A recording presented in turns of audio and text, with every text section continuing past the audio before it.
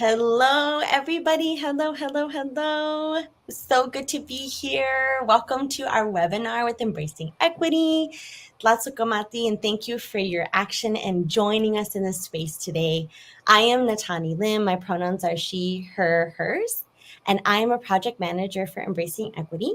Based in Albuquerque, New Mexico, the occupied lands of Isleta, Tamaya, and Sandia Pueblos. I reside on these beautiful lands, but where I come from is my mother, Luis Xochime Blasquez, and my father, Frank Tacpatzin Blasquez. My background is in early childhood and special education. I have been an educator for in early childhood, oh my goodness, over 20 years. And I am a mom to a beautiful third grade, almost fourth grade daughter, and a co-owner of a breakdancing studio, the Dancing Turtle, here in Albuquerque. I am so beyond honored to be here today with Wilhelmina, which to us in New Mexico, I see my New Mexico folks in the chat there, has played a huge and an important key role in advocating for our children across the state and really advocating to get them what they need to thrive in our education system. Wilhelmina Yazzie is Dene. Her pronouns are she, her, us, on, is a paralegal tribal law advocate and parent advocate. Wilhelmina is of the Navajo tribe and the eastern region of the Navajo Nation in New Mexico, and the daughter of the late Annie Yazzie, who was an educator for over 35 years in the community of Casamero Lake, New Mexico, where Wilhelmina was born and raised. She is of the start of the Red Streak and White Mountain Apache clan, her matrilineal lineage. She is a parent advocate and is one of the key plaintiffs to the landmark education lawsuit, Yazzie Martinez versus the state of New Mexico, who sued the state for its failure to uphold its legal obligation to give all students a sufficient education, primarily Native Americans, English language learners, low income, and children with disabilities. Like all parents, Wilhelmina wants her children to have a better quality education and an equal opportunity to succeed. She also values her culture and language and views that all children are sacred. Aside from being a courageous parent, Wilhelmina is a paralegal and also licensed law advocate to practice before her tribal courts. She and her partner, who is of the Oglala Lakota Nation, have 3 beautiful children.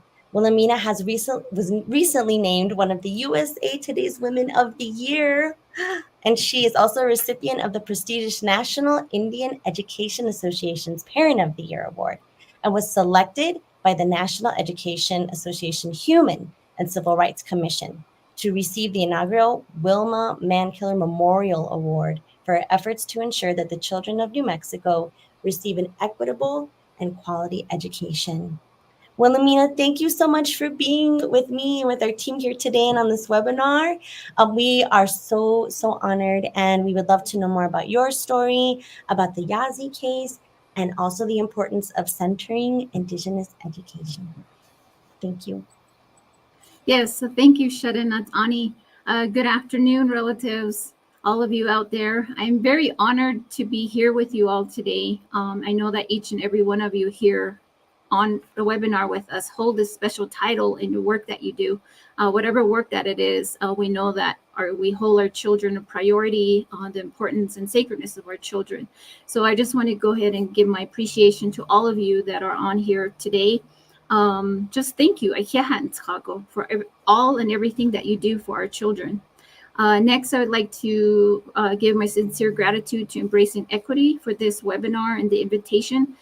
It is a very important subject, and I was excited and nervous as well to get on here because, this is on centering Indigenous education. A lot of the work that I do and a lot of the presentations that I do is pretty much an overall of our students here in New Mexico. That includes Indigenous children.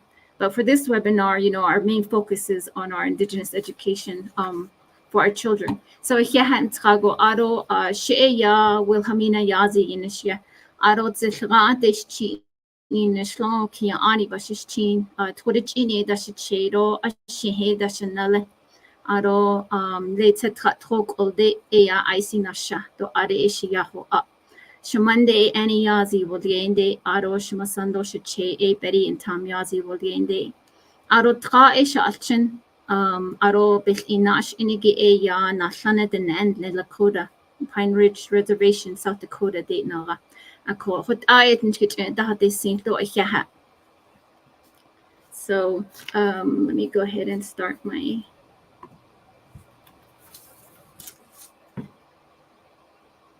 Okay, so I put together a PowerPoint. So I just introduced to you who I am, my clans, which are very important in our Indigenous ways of who we are, our identity, our matrilineal lineage, and all of that. So I'm very proud of who I am, where I come from, especially from my grandmother's side, my paternal side, because she pretty much taught me everything and all that I am today, although that they have gone on to the spirit world, including my late mother. Everything that I do and talk about, I always think about, their teachings, what they taught me, just going back, just that knowledge to know who I am, what I need to do, what my work is, and just holding our children a priority and the importance of them. So originally from Casimiro Lake, I'm currently living in Gallup. And right there I have my parents and grandparents, my maternal side. I just want to share a little bit of some pictures with you of really who I am on a personal level. So I have a couple of pictures there. My first picture is when I was in preschool, and then my present picture, and then right underneath is my family, my partner, and also my 3 children. And then right in the middle is the place where I come from, Casimiro Lake, Tetatokole. That's where I'm originally from. To the right is my late mother. I love that picture when she was younger. We have so many pictures of her. She just inspires me so much when I go through the pictures and everything that she stood for in our community. As mentioned, she was an educator for over 35 years as well in our community of Tetatokole. She was with the Navajo Nation Head Start, went on to secondary school with the BIE. So she really did set that foundation of my work and why I do what I do for all of our children. Right below is my grandparents. When they were young, back then we didn't really have cameras, and my grandparents were really against taking pictures of a more traditional view, so that was one picture that I found going through my mother's photo album. So I thought I shared that with you. So my story. As mentioned, I am mother of 3 beautiful children. I come to you as an Ama today, which is mother in Navajo, and Ina, which is mother in Lakota. So my children are half Navajo and half Lakota. So we have 2 tribe and 2 languages that we are learning. I'm a parent advocate and also the leading plaintiff in the Yazzie Martinez education lawsuit, which many of you may have heard and some of you are maybe becoming familiar with right now. We sued the state where there was 10 families and 6 school districts that were part of the plaintiff's side on the Yazzie side. So we sued the state of New Mexico for their failure to provide a sufficient equitable education to all New Mexico children. And our case focused on Native American children, our ELL learners, children with disability, and our low-income children. So here, I'm going to leave this up a little bit as I let you know, my story. You can read through this. But so starting in 2013, we had discussions with local attorneys here in Gallup and also with the New Mexico Center on Law and Poverty to see, what adversity and what kind of, what are our children going through in our public school system. And it wasn't just for me and my children, but it was also the children in our communities across the state and in our school system, our public school system. Got together, kind of started talking about what needed to be done, what was happening. And I decided to go ahead and, join this case and stand up for our Indigenous children. Going back, we have a history of our education system that was set up to assimilate and destroy our culture, our identity, going back to the boarding school era. I'm sure that many of you are familiar with that. And it comes to my surprise, there's times where I'll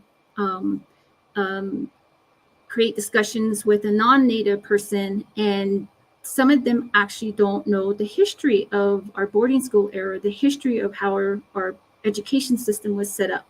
And that's because of the history that is not being taught in our school, which was also, on my experiences growing up, the history that wasn't taught about who I am, where I come from, my people, the tribe, and our area. So, for so long, we accepted this substandard education system for our Native children. And they are literally placed on the last pedestal in our school system. I think across the state, across the nation, our children are not included. They're not viewed equally. They're not provided for. They're not really taken seriously. There's times where I come across people like, they see this Native American in movies, depicted in movies, and they think we still live in teepees. We still live, like how they are taught. So just, I think a lot of that discrimination, oppression, and then also our children are being starved of resources.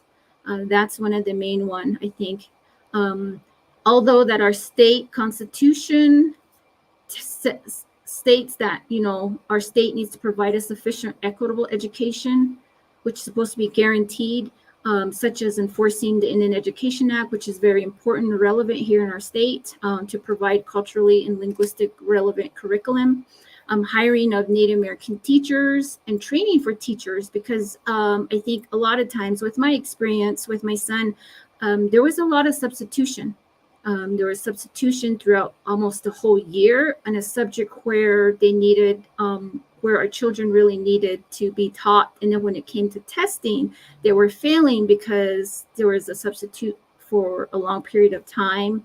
And then some of our teachers are not being taught the culture in our area.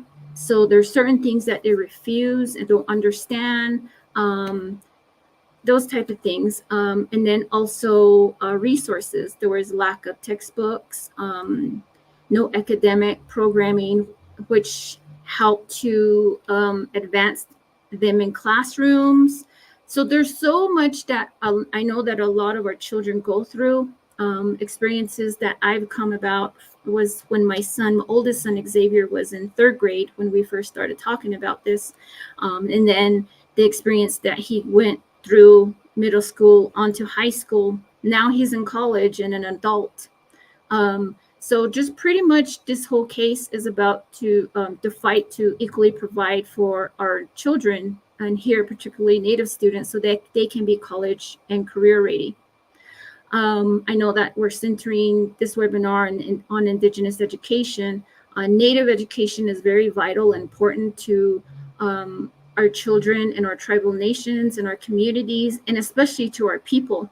Of course, we're going back to history where it was our own government tried to assimilate us, to strip us from our identity. They took our children. There's so much, history with our public education system. And right now, what we're doing is revitalizing our languages and our culture, and also to live by our fundamental values and the ways of our ancestors, to decolonize, to always look at everything as a whole with relationships with a holistic approach, and to learn and strengthen our identity by not forgetting who we are and where we come from. And that's very important for our children, because that's really what success is all about in our Indigenous lens, is once our children know who they are, where they come from, to acknowledge everyone with respect, with what we call in Navajo, that relationship, not just with humans, but also that relationship with the community, the land, the language, and also anybody that we come across, and also the universe, nature, animals, plants, everything. We have to have that respect for them, for each other, to live in this holistic approach. So next, so just a little background of that, of who I am, where I come from, and I also want to just to touch up. I was born and raised in Casimiro Lake with limited resources, no running water. But I always think about it, because I always remember that I grew up in a hogan, with my grandparents. My grandmother was a weaver. I always love just remembering that, you know, we have sheepskin as that we place on the floor, and she was a weaver.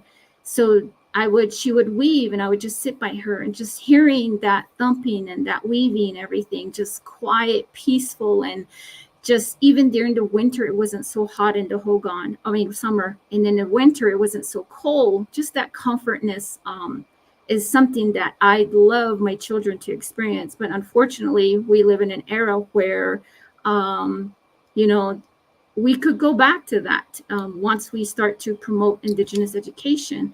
Even if we live in the city, there's things that we can do. And all of that. So I just wanted to kind of give you a brief overview of who I am, where I come from. I really do hold dearly my traditional values and culture that was taught to me growing up, especially my identity, who I am. And now that my grandparents and my late mother are gone and have gone to the spirit world, I've come to really learn more and understand, you know, my purpose as a mother. My grandmother always stressed the importance of being a mother. She always said that once you become a mother, you know, everything is about your children. Everything is about them. The sacredness of why the importance of children is in our community. So, Yazzie Martinez versus New Mexico case education lawsuit was initiated back in 2014. I'm going to go ahead and bring up another slide that I kind of will briefly go over. That comes from my legal team with New Mexico Center on Law and Poverty, who I give great thanks to and appreciation. They've really fought for our children. And I always like to acknowledge them, and they continue their work today. This case, even though we got a court ruling 6 years ago, this case is not over. We are still fighting for our children because we've yet to see all the changes that were in the court ruling by the late Judge Singleton. So, of course, most New Mexico children experience inequities, which are kind of talked about. Schools often lack resources and knowledge to validate and embrace our students' culture and languages. That's very important. Public schools don't receive sufficient funds and resources and necessary trainings.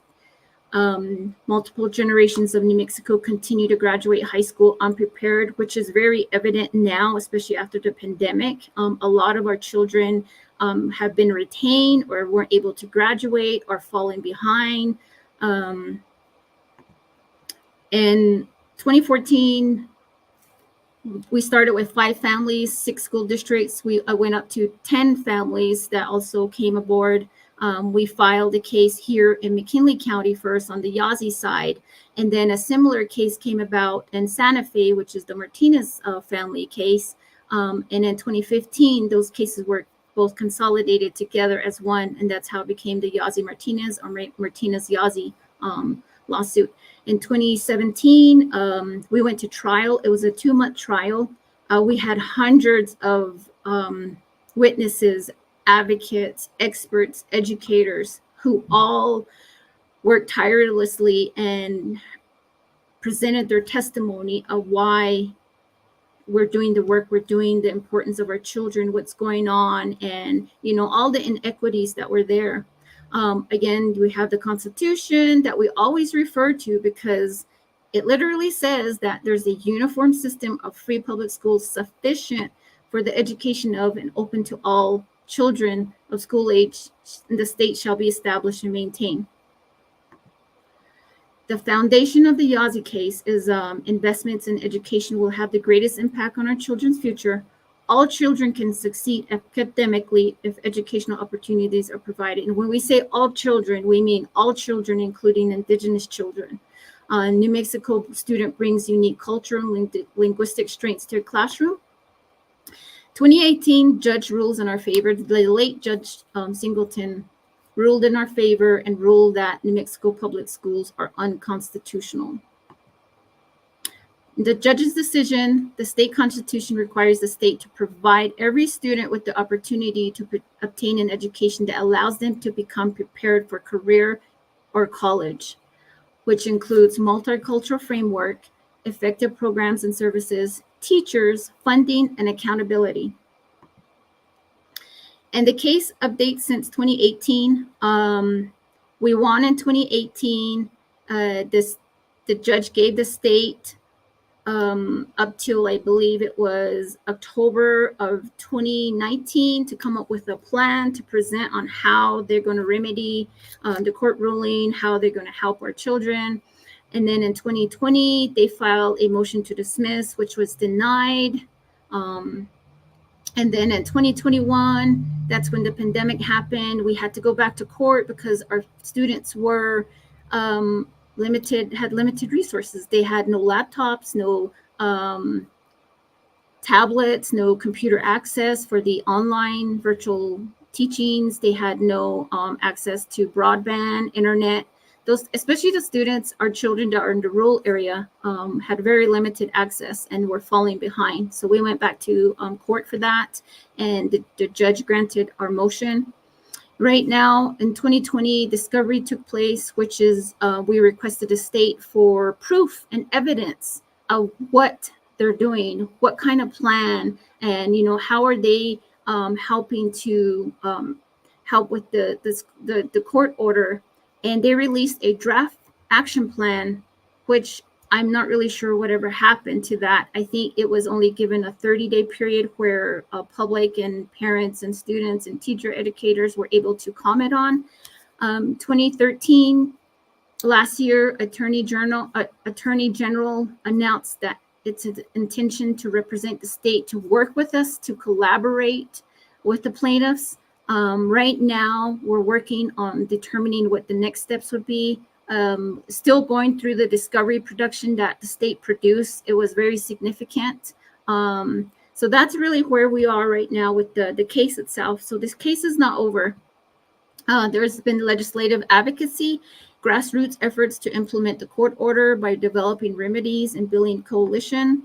One is the Transform Education New Mexico, and then we also have the Tribal Education Alliance, the Tribal Remedy Framework, community-driven solutions. And then also we had education bills passed from 2019 to 2024. I believe that this PowerPoint will be made available to you all. So I just wanted to briefly go over some of the bills that passed there from 2019 to last year. Although there were some bills that were not passed that we needed passed, but we're still working on some of those. HB 39, 2024, Yazzie lawsuit educational funding. HB 39 would have strengthened the K through 12 pipeline by providing targeted funding to initiative at New Mexico colleges and university in 4 bucket areas, as you see there below. And then changes since the court ruling. So there's been increased funding, requirements for CLR curriculum and instructional materials, and new social studies standards. Teacher raises equal pay for our native language and culture teachers, which I feel is very important because, of course, we all know that our Indigenous wisdom holders and elders in our community have so much information and knowledge that they could offer our children, which is very important for our Indigenous children. And then New Mexico has a long way to go. We all know that, and we're going on 6 years since the court order, but we have not stopped. We are continuing our work. We are working and advocating for our children.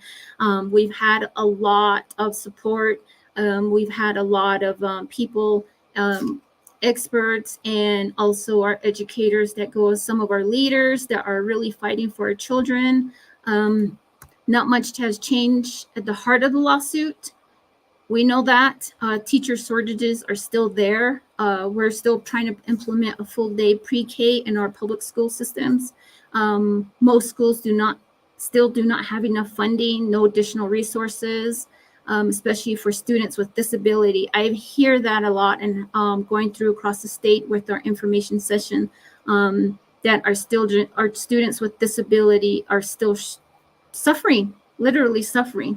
They're not being given the resources they need, especially parents. I think it goes back to the parents too. Like, some are advocating, making their voices heard, really standing up for their children, but yet nothing is happening. And then lack of internet access, supports for teacher families during remote learning. Although that we've pretty much come out of this COVID area, I really don't think we have. But I know that a lot of families are still taking precautions and deserve to have that remote learning if they feel like their children are not safe at their schools. So our state still has a long way to go. We have community engagements. We had information sessions, which we partner with UNM Institute for American Indian Education. There we have some pictures that we've taken during those information sessions. I give my great gratitude to that department. Dr. Glenna Martinez is such... I've learned so much from her, just working with her, being in that space with her, just of who she are, where she comes from, just that Indigenous knowledge, wisdom holder, all of that. And then Katrina, who does all the work with the department as well, who really works so hard on getting these information sessions. And we went across the state. We went to Cuba, we went to Grants, Alamo, we went to Mescalero, to our Apache relatives, Espanola, Taos, Dulce, Shiprock, just pretty much across the state. We are planning to do some sessions down south to Las Cruces in that area. So there's more to come. We'll keep information out on that. And our work continues. So community engagement, planning more community information sessions for 2024. And then we really like to work with our youth and have their voices heard, working with our youth and parents as well, because they're, there's times where they're just shoved away. Students' voices are shoved away, or parents are being shoved away when they stand up for their children. So we really like to bring that out and have their voices heard as well, and really come forth in this, because, all of this is about our children. In court, we're strategizing the next steps in collaboration with the legal team for the Martinez plaintiffs, and also with the Attorney General. We're monitoring implementation efforts of the court's order. We're still following all of that. Advocacy efforts, we need a plan. Sufficiency, equity, transparency, and accountability is one of the top ones. And then to continue to advocate in the legislative coming in 2020 or 2025. Oh, 2024. I'm a year ahead.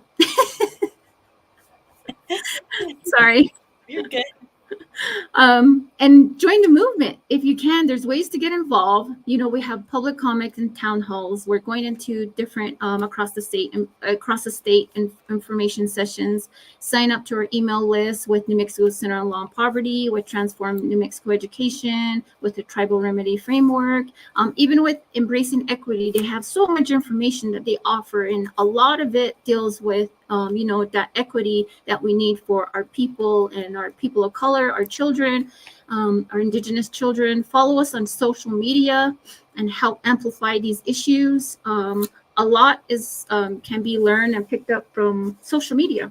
So, of course, I have young children, and social media is just there. Like, it's just there, regardless. And I've come to really implement a lot of their knowledge and a lot of their learning from these social media platforms, and where there's a lot of teachings, different type of stuff that a lot of different pages offer. So a lot of my children, I've always tried to, forward them different things that they can pick up, learn, and understand. So there's a lot more information now than there ever was, especially in my era. Like, we did not have cell phones, social media.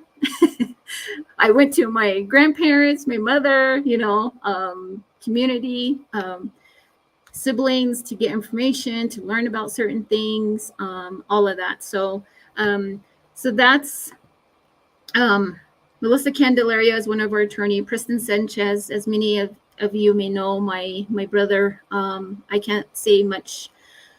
There's so much to say that I can't give enough thanks to him. He's really fought for our children in the courtroom, during the court, during the case, everything. And then to this day, he still fights for our children.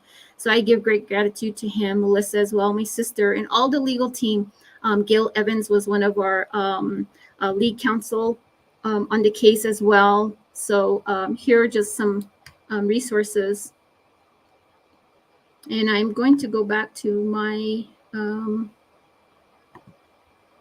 Presentation. So that's just a nutshell of what the case is about, what's happened, where it's going. A lot of the information that you can get is from New Mexico Center on Law and Poverty website and page. They have a lot of resources there. They have the court ruling there, which is about 600 pages that Judge Singleton pretty much laid everything out. And it's there. Sorry, I'm trying to get back to my original one. Don't worry. It gives me time to drop things in the chat. I am going to drop in the chat a PDF. It is actually from the Center of Law and Poverty here in New Mexico. That's a summary of everything that Wilhelmina here is just explaining. So in case people say that's a lot of reading and I don't, this hits, I think, part of all of the findings and the outcomes, which Judge Singleton ruled. Okay, I'm gonna upload my file back up. Okay, perfect. I don't know what happened. That's okay. Technology likes to keep you on your toes. It does.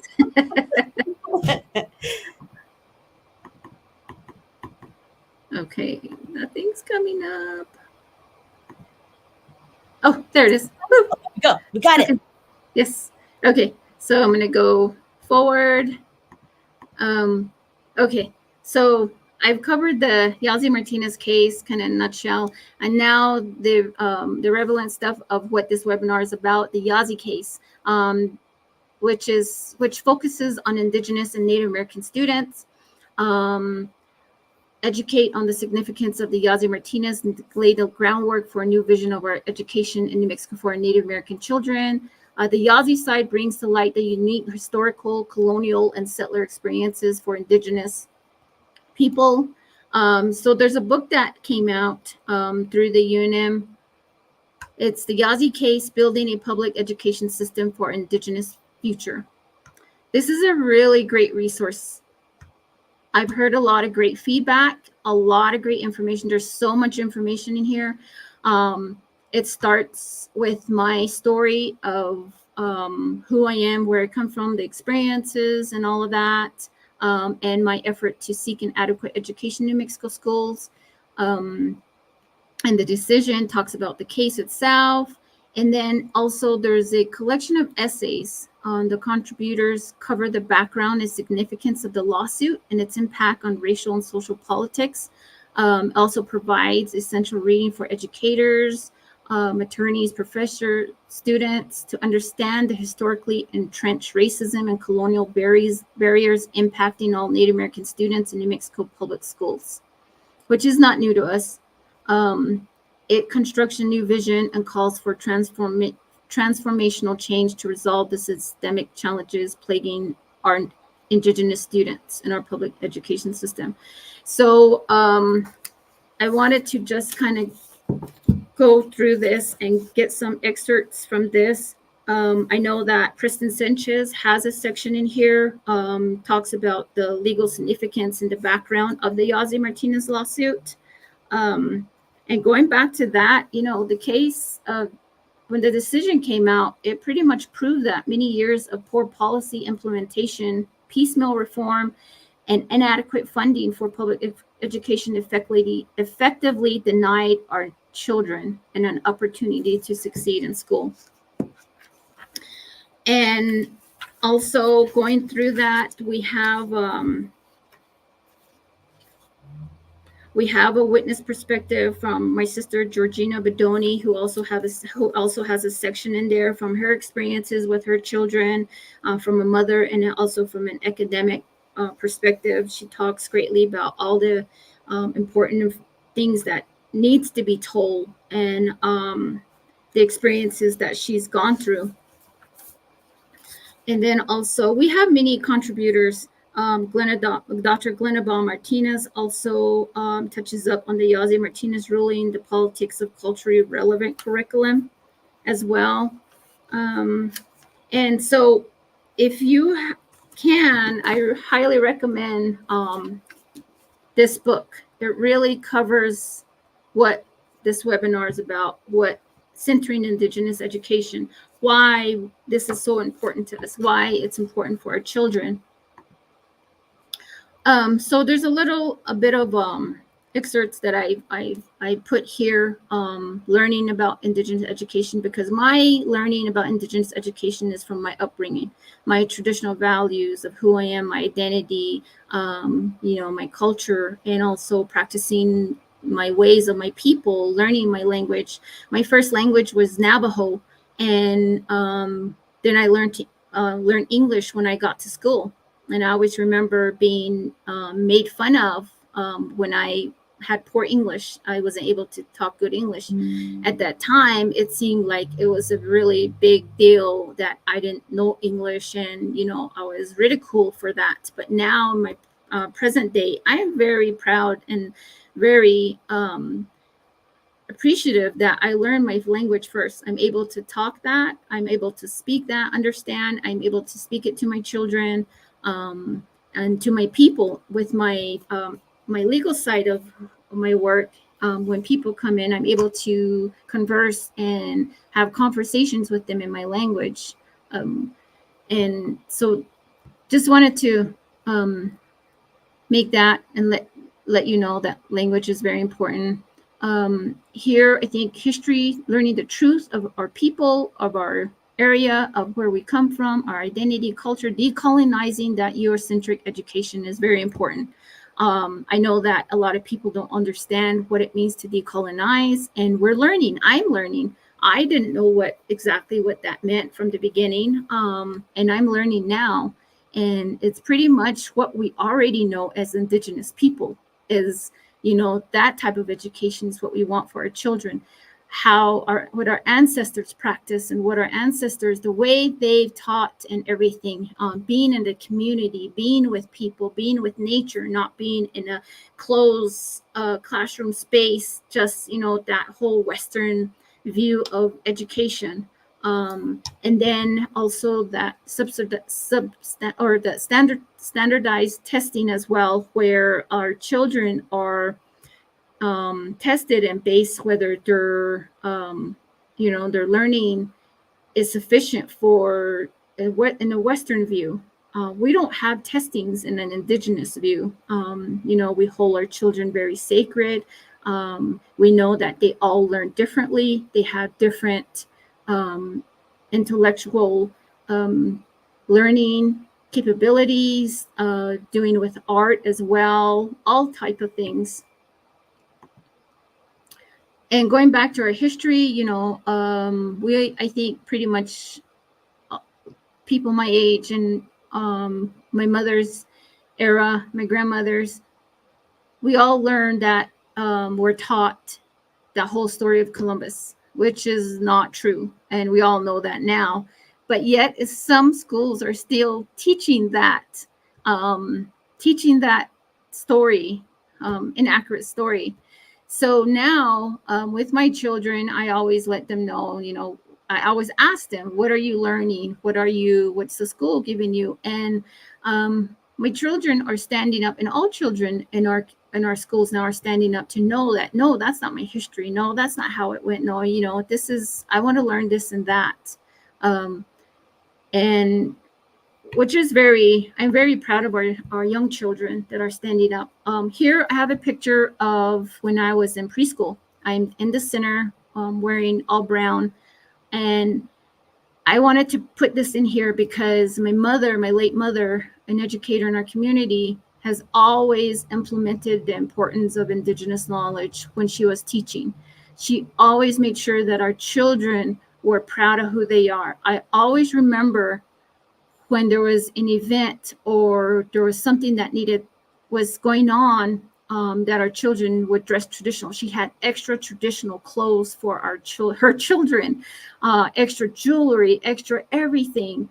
And I always wondered, like, Mom, why do you have these extra stuff? And, all of this.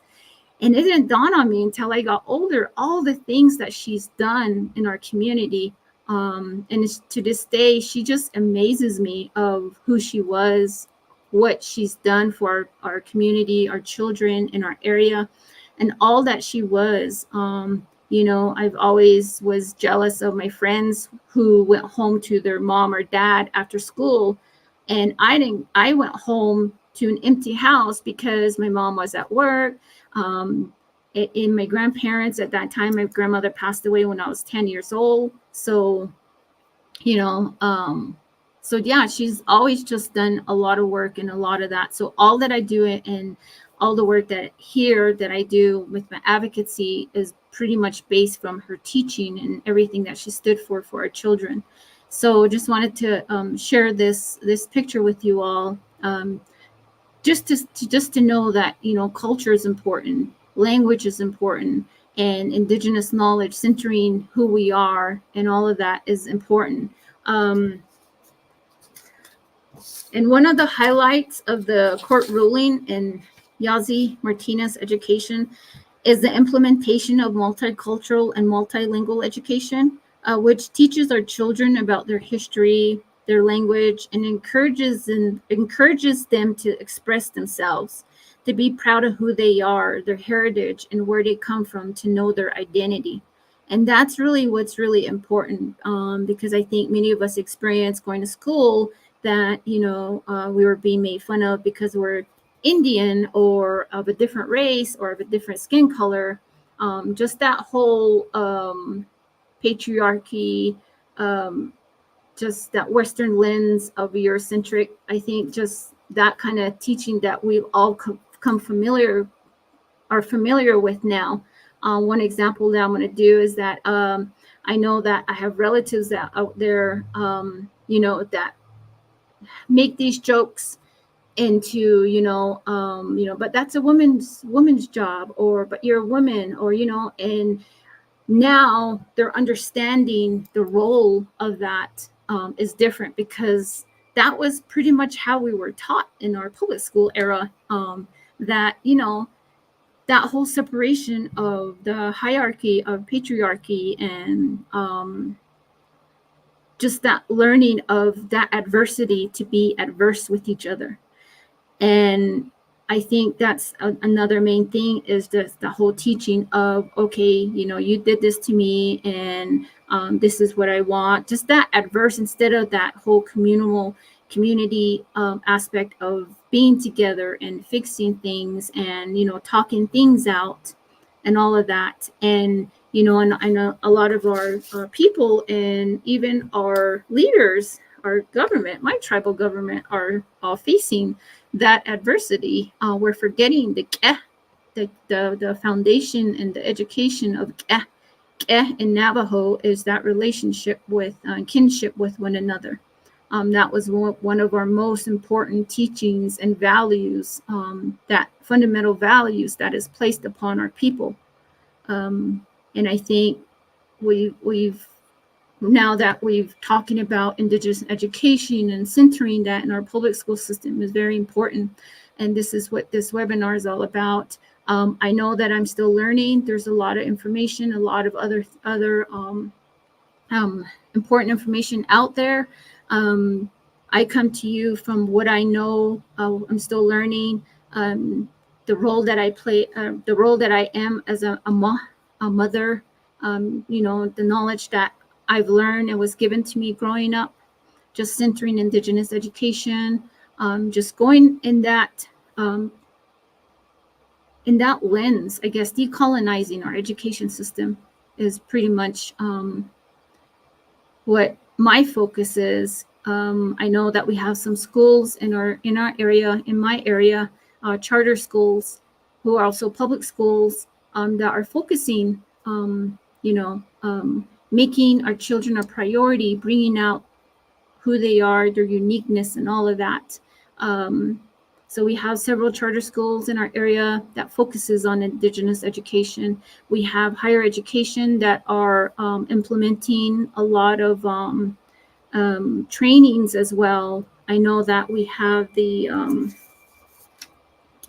with UNM here at University of New Mexico, we have the Indigenous teacher program, the Navajo Language Institute as well.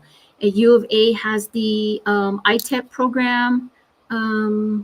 There's so many other programs that are coming about that are really implementing a lot of this Indigenous knowledge. And I think, and I just want to give a big shout out to all the people that I've come across, have worked with and working with. I'm learning so much, just this whole decolonizing and reclaiming who we are as Indigenous people that was attempted to be stripped from us. Now we're here in this era where we're standing up for ourselves. We're standing up for our people, mainly our children. And I can't give enough thanks to all those people that support me, that encourage me, that inspire me, that motivate me. There's so many of you that out there that I just look up to so much. So I just want to say, thank you. I know there's so much work to be done. There's so much information out there about centering Indigenous education, but primarily I just wanted to really show you the Yazzie Case book, which really, really touches up on a lot of information on Indigenous children. So again, thank you. I think we're getting towards the end of the program. Thank you, Wilhelmina, so much for, well, most of all, because I'm directly impacted with my own child here, and I think a lot of the folks in the chat too as well, and I'm sure tuning in, this is so much and so relevant to a lot of us working to advocate for children, but you're initiating and seeing all of the, all the action that it's taken. And even though I know for you too, it's not in a place where you'd be like, this is exactly, where I want things to be, that you keep working at it and within community and with community. And so thank you so much for sharing. I have some questions, maybe if we can get to them, and then we'll see what we can get through, if that feels okay. I'm sorry, I think I lost signal there for a little bit. Okay, I was going to say, is it okay to ask maybe a couple questions? I think we can get to some, if that's okay. I just pause for a little bit. Yeah, but I wanted to share one last slide from that, which was it really relates and connects with a lot of the things that we do, that I'm doing as well, but I can't seem to get it back up. I don't know what's going on. Oh yes, I remember the image now. Yeah, that and I don't know how to share. Maybe at the end for sure. I want to make sure you get a chance to share that. Okay, yeah, no problem. And then we hopefully on our end we know how to do it too. But Wilhelmina, again, thank you. A lot of thanks are in the chat as well. I want to see if we can get to a couple questions, I know, before we wrap up. But the one thing that I hear often is, and maybe from your point of view, especially because you are such an advocate, is what do you suggest families need to know about advocating for their children? And what steps can they take to support? Because particularly, a lot of them, in particular, some of them, and many are not aware of the case. So where do they begin? Well, first of all, I think we just need to really read upon, the school procedures and a lot of the policies that are in place in our school districts on what we can do for our children as a parent, from a parent's perspective. And then as long as we follow some of those steps and then also get support from other families and other parents as well, looking into a lot of Native education programs as well from Native American educators or representatives from the school district, looking for those education programs. I know that there's not a whole lot in some schools, but some schools do offer it. And also going into the state level, I think speaking to a member of the Indian Education Advisory Council, legislative leaders, really, going into that. It can be overwhelming. It can be very intimidating. That's how I felt as a parent when I started advocating for my children. But I had to remind myself, like, this is my children. And that's why I'm going to do the work that I do. And speak and make my voice heard, because this is my son, my daughter, our children in our community. And there's a lot of intimidation. I know that there's a lot of that, but we're hoping to get some parent resource guide out there to help parents to really to give parents on what a guide on how they can advocate for their children. That's still in the works. I know that there's a lot of questions that come on what can I do, like how can I, and there's really not a set way. It just really much, for me anyway, depends really on what the issue is, where it's at, just following a lot of that, the steps, and also record taking and paper trail of your encounters, conversations, all of that too. And I think a lot of support from other parents, teachers as well. Also grassroots efforts. There's a lot of organizations out there seeking local nonprofits. I've attempted to contact my tribal offices. Some are supportive. There's different avenues that you have to go through. And also universities is another one, I think.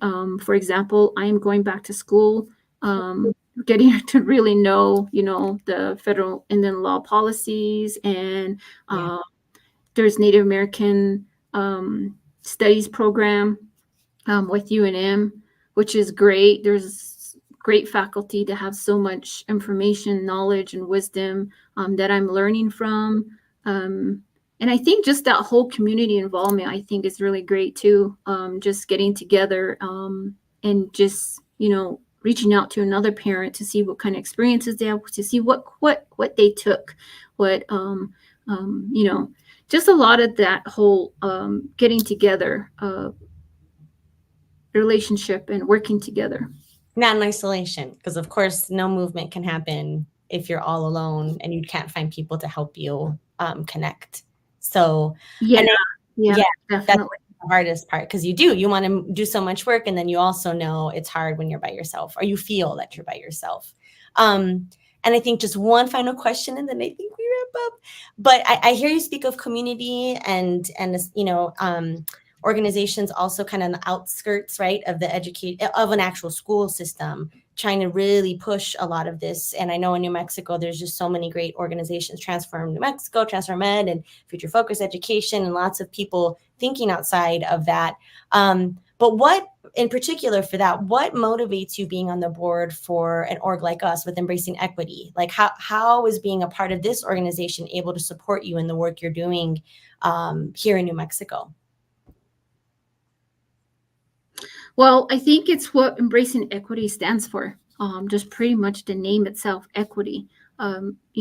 Teaching people about what kind of laws and rules are there, what kind of rights they have, and just promoting that equity, I think primarily is what really, along with this school suit, that's what we're fighting for, is equity for our children, to be included, to be that inclusion, and to be made a priority no matter what background they come from, who they are, their skin color and all of that. And holding our state and our administrators and our leaders accountable for not implementing what's there, and the court order, I think, really is. So Embracing Equity is all that it stands for, all its work, everything that they do is for all people, and that equity inclusion, I think, is really important. And we've never had that. My experiences growing up, I've never had that. So it would be great for our young children to know that they're like coming into a classroom, to be welcome with open arms, and to be acknowledged of who they are, just as equal and as all the other students in that same classroom. Right. Definitely. Thank you, Wilhelmina, so much. And we're honored to have you on our board. And I know, you're traveling a lot throughout the state, and I'm sure you're finding such amazing programs. Maybe they're not in the public education school systems just yet, but I know there's, like you're saying, lots of charters, lots of schools like Karis Children's Learning Center, SUNY, Walatoa. I was mentioning some of this too. And I know for me, it's more early childhood, but I also know that that extends further. And I think that's the part of, like, this initiative is doing those little steps, right? I don't think we'd see schools like this. And as you were speaking about Indigenous language revitalization, that's a huge, important part for me here too in the state, because that's a loss of language and culture and sacred ways of being impacts the future generations greatly. So, Yeah. thank you for all this beautiful information, for everything that maybe folks here didn't know today. Now they know. So we can't say we didn't know, because now we do. And we want to thank you for your insight, your continued hard work fighting racism. Thank you to the audience. We're going to be hosting more webinars on these Wednesdays, so please make sure to stay in touch with us. For those of you in New Mexico, please find the link to register. We do have fall equity cohorts. Like Wilhelmina is saying, we're in community. We are not trying to do this, to anyone. This is a part of linking arms together. So more people do know about this lawsuit. More people do know about Wilhelmina's work and many, many, many others. And so that we can really begin to move this needle, right? And to have folks and important leaders like Wilhelmina centering Indigenous education and striving for more equity. I mean, there's no way to turn back now, right? Like, we have to keep moving and we have to keep working. And it's a labor, I know, of love and ancestral and all these things that were really, and thank you, Wilhelmina, for fighting for that. So we're going to drop that in the chat for you, and there'll be a link that you can register, in particular to New Mexico, because we were able to have the cohort in fall. Wilhelmina, like we said, on the PowerPoint, this live stream, the webinar with all the documents is going to be sent. We make sure to get that all together for you. And as I think we're kind of saying is, the more you know, right? People can't hide and say they don't know. So spread the word. Spread the word. Anything else, Wilhelmina? I know we wanted to capture your image here, that last picture, because I think that's a beautiful way to maybe close out. Oh, there it is. Beautiful. Yeah, so I'm going to close. I know that we have a long way to go. There's so much work to be done. But as long as we keep working together, for our children. And here, one of my great inspiration, Dr. Sean Secretero of UNM, has this. I just wanted to go ahead and read it really quick. You are created as a seed which was planted in our sacred Mother Earth to honor your purpose, mind, body, and relations. Honor your roots, grow your leaves of knowledge, stand strong as a cornstalk, and sprout your beautiful tassels for your people. Always remember who you are, where you are from, and where you're going in life. Create and continue your legacy by following the corn pollen path through education, well-being, and leadership. So in Navajo, we have this term, which is a path, a corn pollen path that we want for our children, a good life. So that's what we strive for. And when I read this, it reminds me of my grandparents and my mother and my ancestors and all that they fought for, And like I said, I'm still learning. I'm still, going through this whole advocacy work. So I'm just very proud of our children as well. So I just wanted to say, thank you. Thank you, Wilhelmina. Thank you, everybody. Thank you so much. We will keep in touch. Thank you for being here, and we'll make sure to get all this information back to you. We'll see you.